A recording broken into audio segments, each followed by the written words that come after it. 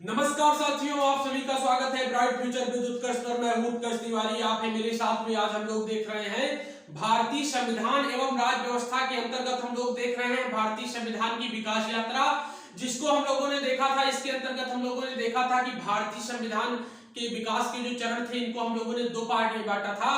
पहला हमारा इसमें जो पार्ट था, वो पहला हमारा इसमें पार्ट था कि ब्रिटिश ईस्ट इंडिया कंपनी के अंतर्गत जो भी संवैधानिक विकास हुआ है, इसके बारे में हम लोगों ने देखा था। और उसके बाद में हमारा जो दूसरा आ गया था, दूसरा उसमें जो पार्ट था, वो था ब्रिटिश ताज के अंतर्गत संवैधानिक विकास। इसको हम लोग देखेंगे। और ब्रिटिश ईस्ट इंडिया कंपनी के अंतर्गत जो भी संवैधानिक विकास हुआ है, इसको हम लोग देख चुके हैं। और साथियों, इसमें हम लोग देखेंगे ब्रिटिश ईस्ट इंडिया कंपनी के अंतर्गत जो संवैधानिक विकास हुआ, इसमें हम लोगों ने देखा भारत शासन अधिनियम 1858, भारत परिषद अधिनियम 1861 और भारत परिषद अधिनियम 1892, इनके बारे में हम लोगों ने देखा था। और भारत परिषद अधिनियम 1892 के अंतर्गत हमारा कुछ एक नोट पॉइंट रह गया था, उसको आज हम लोग देखेंगे और आगे बढ़ेंगे। और आगे हम लोग देखेंगे भारत परिषद अधिनियम 1909, जिसे मार्ले मिंटो सुधार के नाम से भी जाना जाता है, इसको आज हम लोग देखेंगे और अपने इस क्लास को आगे बढ़ाएंगे। तो साथियों, आइए शुरू करते हैं। नोट पॉइंट लगा के हम लोग देखते हैं।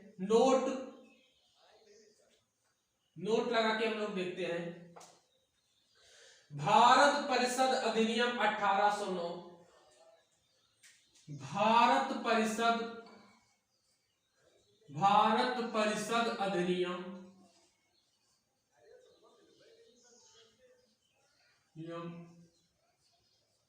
1892 के द्वारा, भारत परिषद अधिनियम 1892 के भारतीय राष्ट्रीय कांग्रेस की जिसकी स्थापना 1885 में हुई थी, के द्वारा भारतीय राष्ट्रीय कांग्रेस के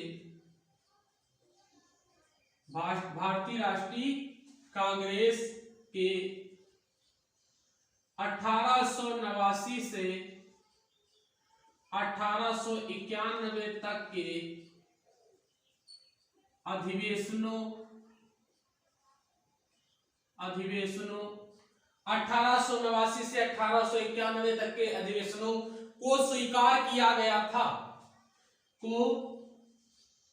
स्वीकार किया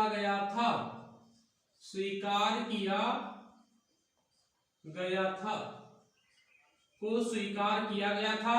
और आगे हम लोग देखेंगे, स्वीकार किया गया था। और इन्हीं प्रस्तावों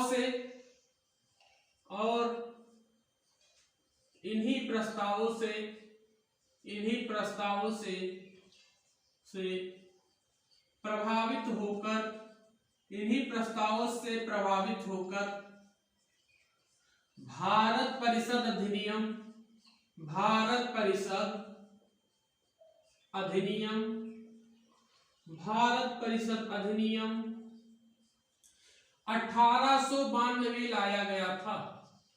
1892 लाया गया था। तो साथियों, हमने क्या देखा? हमने देखा कि भारत परिषद अधिनियम 1892 जो था, ये भारतीय राष्ट्रीय कांग्रेस, जिसकी स्थापना 1885 में एओयू के द्वारा हुई थी। और इसी भारतीय राष्ट्रीय कांग्रेस के 1889 से 1891 तक के जो अधिवेशन हुए थे, उसको स्वीकार किया गया। और इन्हीं प्रस्तावों से प्रभावित होकर के जो ब्रिटिश क्राउन था, उसने भारत परिषद अधिनियम 1892 जो है उसको भारत भेजा। और साथियों, आगे हम लोग देखेंगे तो ये हमारा इंपॉर्टेंट पॉइंट था, जो कि भारत परिषद अधिनियम 1892 के अंतर्गत हमारा रह गया था। और इसको भारत परिषद अधिनियम 1892 को हम लोग पिछले पार्ट में देख चुके हैं। तो साथियों, आगे आज हम लोग देखते हैं, आज का हमारा जो पॉइंट आ जाता है, जो हमारा आज का अधिनियम आ जाता है, हम लोग देखेंगे भारतीय परिषद अधिनियम यानी मार्ले मिंटो सुधार के द्वारा जो भी भारत के संविधान का संवैधानिक विकास, जो कि भारत का संवैधानिक जो विकास हुआ है, इसके बारे में हम लोग देखेंगे। तो साथियों, आइए देखते हैं भारतीय परिषद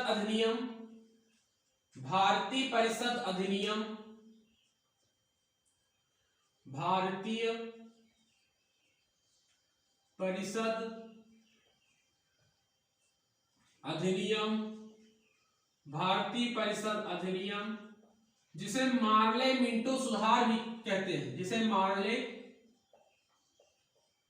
मिंटो सुधार भी कहते हैं। मिंटो सुधार भी कहते हैं, जो कि 1909 ईस्वी में लाया गया था, जो कि 1909 ईस्वी में भारत आया था या भारत लाया गया था ब्रिटिश क्राउन के द्वारा। तो साथियों हम लोग देखेंगे भारतीय परिषद अधिनियम, जिसे मार्ले मिंटो सुधार भी कहते हैं, जिसे 1909 में भारत लाया गया था। तो साथियों हम लोग इसके बारे में देखेंगे कौन कौन से इसमें हमारे इंपॉर्टेंट पॉइंट हैं जो कि हमारे परीक्षा के लिए अति महत्वपूर्ण है, यानी परीक्षा के लिए उपयोगी है। तो साथियों इसमें सबसे पहला हमारा जो पॉइंट आ जाता है, पहली बार भारतीय परिषद अधिनियम 1909 में इसके अंतर्गत पहली बार मुस्लिम समुदाय के लिए पहली बार मुस्लिम समुदाय के लिए पृथक निर्वाचन प्रणाली पहली बार मुस्लिम समुदाय के लिए पृथक निर्वाचन प्रणाली, यानी पृथक प्रतिनिधित्व का उपबंध किया गया। निर्वाचन प्रणाली या प्रतिनिधित्व का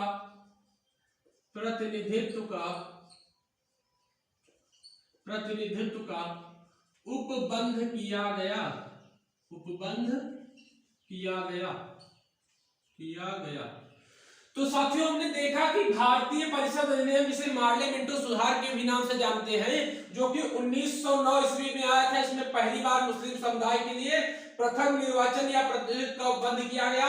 और साथियों आगे देखेंगे और कौन कौन से इसमें प्रावधान किए गए हैं, इनके बारे में हम लोग देखेंगे।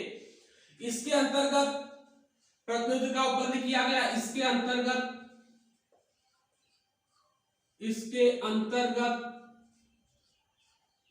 अंतर्गत मुस्लिम सदस्यों का चुनाव मुस्लिम सदस्यों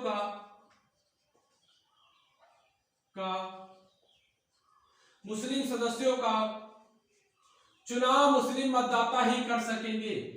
मुस्लिम सदस्यों का चुनाव मुस्लिम मतदाता ही कर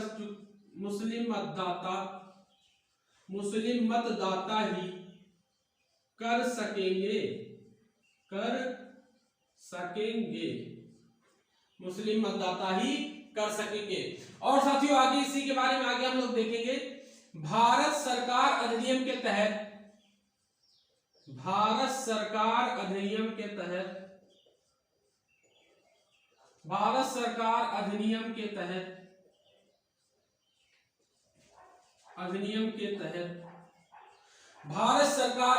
के तहत पहली बार विधायिका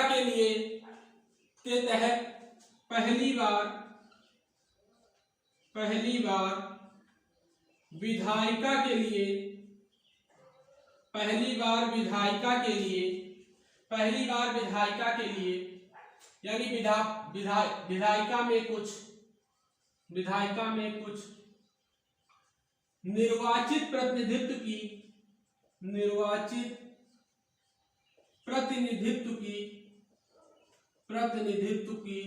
प्रतिनिधित्व को मंजूरी प्रदान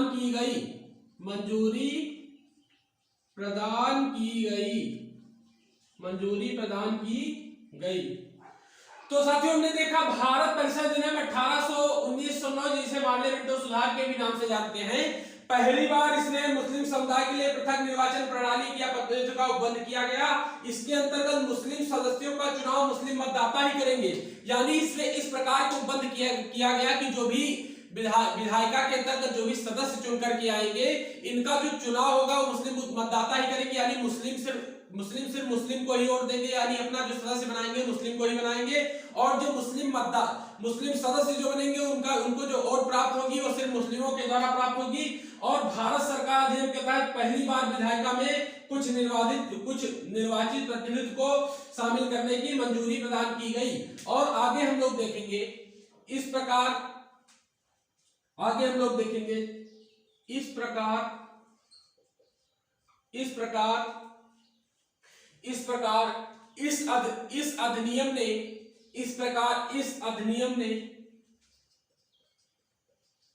इस अधिनियम ने ने इस प्रकार इस अधिनियम ने सांप्रदायिकता की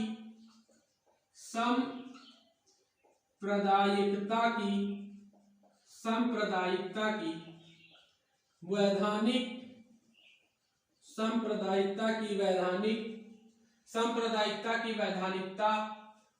वैधानिकता प्रदान की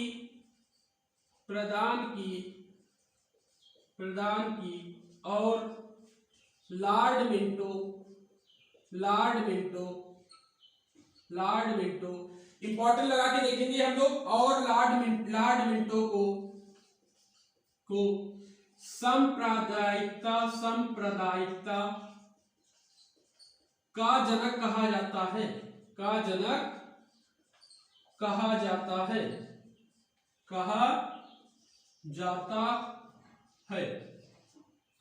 तो साथियों हमने देखा कि जो भारत परिषद अधिनियम 1916 के अंतर्गत इस प्रकार के अधिनियम में सांप्रदायिकता जो थी इसे वैधानिकता प्रदान की गई। और इसी के आगे हम लोगों ने देखा कि जो लॉर्ड मिंटो हुआ करते थे इन्हें जो सांप्रदायिकता का जनक माना जाता है। और साथियों इसी के बारे में आगे हम लोग देखेंगे,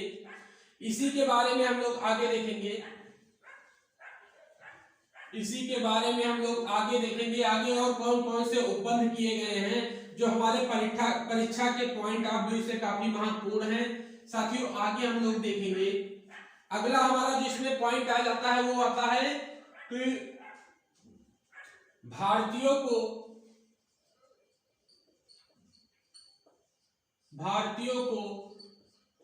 भारत सचिव व वायसराय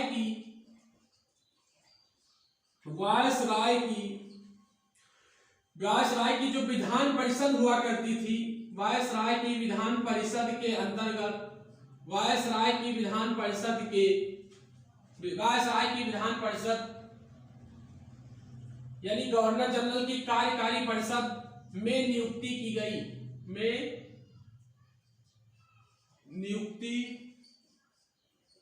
गई। यानी वायसराय या गवर्नर जनरल की जो विधान परिषद की जो कार्यकारिणी परिषद हुआ करती थी उसमें नियुक्ति की गई। यदि हम लोग पहले व्यक्ति की बात करते हैं, यानी फर्स्ट व्यक्ति की बात करते हैं तो किसकी इसमें नियुक्ति की गई, तो हमारे आ जाते हैं पहले व्यक्ति हमारे आ जाते हैं सत्येंद्र प्रसाद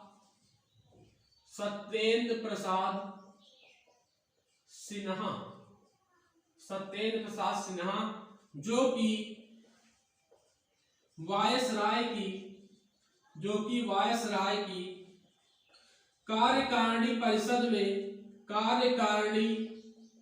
कार्यकारिणी परिषद में सत्येंद्र सिन्हा जो कि वायसराय की कार्यकारिणी परिषद में नियुक्त होने वाले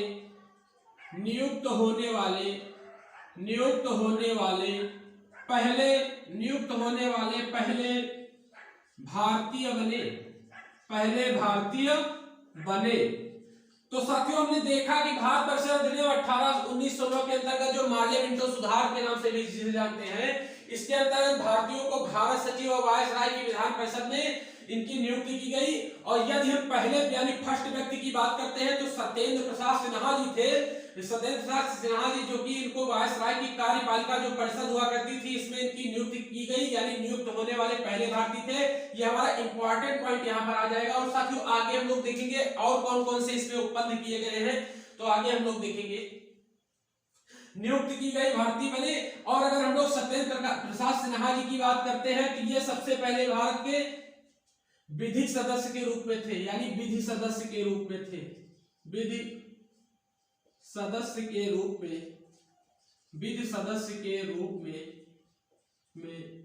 मनोनीत किए गए। तो साथियों जो सत्येंद्र प्रसाद सिन्हा जी थे पहले विधि सदस्य के रूप में मनोनीत किए गए। और आगे हम लोग देखेंगे और कौन कौन से उपबंध इसमें किए गए हैं, इनके बारे में आगे हम लोग देखेंगे।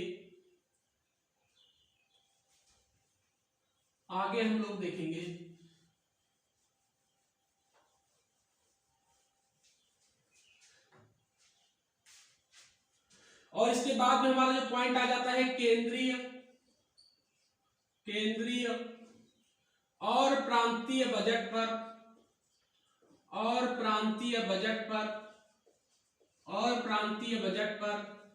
पहली बार बजट पर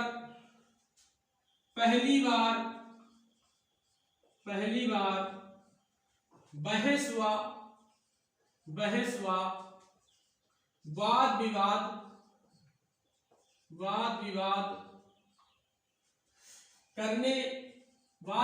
करने तथा सार्वजनिक रूप से सार्वजनिक हित के विषयों पर प्रस्ताव जो पारित किए जाते थे, सार्वजनिक हित के विषयों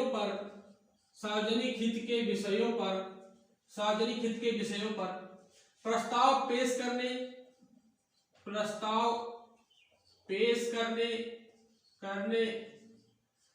और पूरक प्रश्न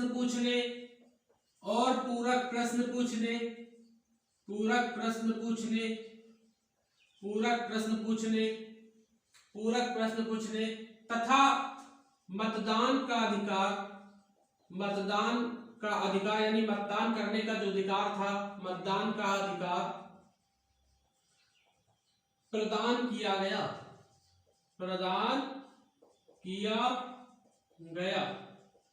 तो साथियों, हम लोगों ने देखा कि भारतीय परिषद अधिनियम 1909 के अंतर्गत जो भारतीयों के लिए जो प्रमुख प्रावधान किए गए थे, यानी कौन कौन से भारतीयों के लिए इसमें प्रावधान किए गए, तो सबसे पहला हमारा आ जाता है केंद्रीय और प्रांतीय बजट पर पहली बार बहस और वाद विवाद करने के लिए तथा सार्वजनिक हित के विषयों पर प्रस्ताव पेश करने और पूरक प्रश्न पूछने तथा वो जो प्रस्ताव पेश होते थे उसमें मतदान करने के लिए इन्हें पहली बार अधिकार प्रदान किया गया।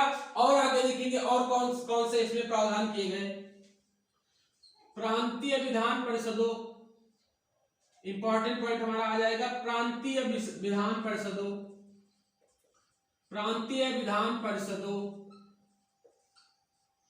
के सदस्य संख्या में प्रांतीय विधान परिषदों की सदस्य संख्या में वृद्धि की गई।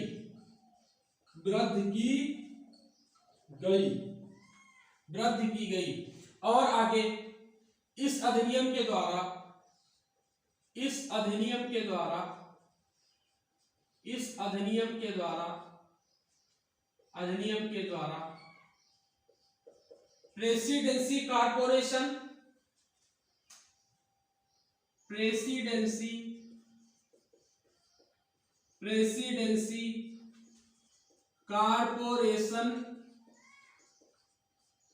प्रेसिडेंसी कारपोरेशन और एक और संस्था हमारी आ जाती है जिसे चेंबर्स ऑफ कॉमन कहते हैं।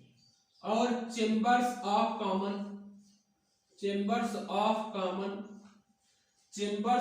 कॉमन विश्वविद्यालय जो ये हमारे यहाँ मतलब हमारे थे ये प्रेसिडेंसी कारपोरेशन और चेंबर्स ऑफ कॉमन, अगर हम लोग इनको देखेंगे तो क्रमशः जो ये था प्रेसिडेंसी कारपोरेशन इसे विश्वविद्यालयों के लिए और जो हमारा दूसरा आ जाता है चेंबर्स ऑफ कॉमन, इसे जमींदारों के लिए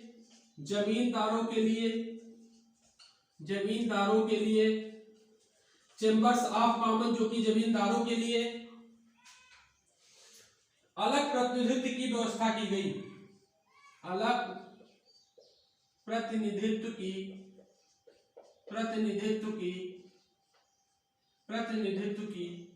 व्यवस्था की गई। तो साथियों, हमने देखा कि भारतीय परिषद अधिनियम यानी मार्ले मिंटो सुधार 1909 के अंतर्गत केंद्रीय और प्रांतीय बजट पर पहली बार बजट पर बहस व वाद विवाद करने के लिए इसमें जो है शक्ति प्रदान की गई, अधिकार भारतीयों को प्रदान किया गया तथा सार्वजनिक हित के विषयों पर प्रस्ताव पेश करने और पूरक प्रश्न पूछने, मतदान का अधिकार यानी जो पूरा जो इनका प्रस्ताव पेश किया जाता था उस पर मतदान का अधिकार भी प्रदान किया गया। और इसके बाद इंपॉर्टेंट पॉइंट हमारा यहाँ पर दिया जाता है कि प्रांतीय विधान परिषदों की सदस्य संख्या में वृद्धि की गई और इस अधिनियम के द्वारा प्रेसिडेंसी, कॉर्पोरेशन और चेंबर्स ऑफ कॉमन दो प्रकार की संस्थाओं का इसमें जो है दो प्रकार की संस्थाओं की स्थापना की गई, जो कि क्रमशः विश्वविद्यालय और जमींदारों के लिए अलग अलग प्रतिनिधित्व की इसमें व्यवस्था थी। और आगे हम लोग देखेंगे। और हमारा जो नोट पॉइंट, इंपॉर्टेंट पॉइंट इसके बाद में आ जाता है भारतीय परिषद अधिनियम 1909 के अंतर्गत हमारा जो इसके बाद में इंपॉर्टेंट पॉइंट आ जाता है उसको हम लोग देखेंगे, नोट लगा के हम लोग देखेंगे, नोट लगा के साथियों हम लोग देखेंगे, नोट लगा के देखेंगे। 1909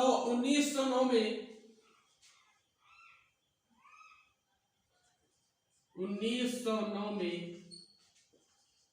लॉर्ड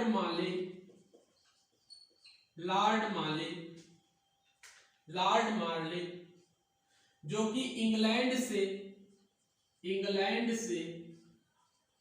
भारत के लिए राज्य सचिव थे, भारत के लिए राज्य सचिव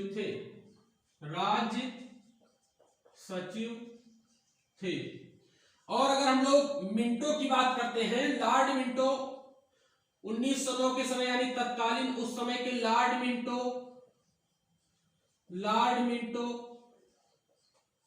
भारत के गवर्नर जनरल या वायसराय थे।